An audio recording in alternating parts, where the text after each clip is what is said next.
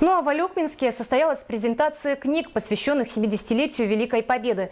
Экземпляры изданий были торжественно вручены в школе Эврика. Подробнее в следующем сюжете. Каждое издание по-своему уникально и интересно. Среди них книга «Война в судьбе моей семьи».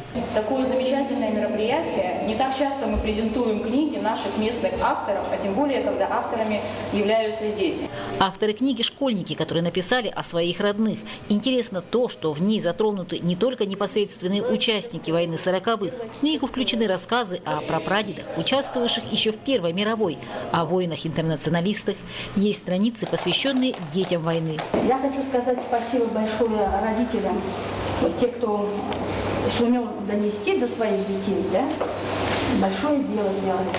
Параллельно свою работу начала Наталья Жирняк. Экземпляры изданий были торжественно вручены в школе Эврика.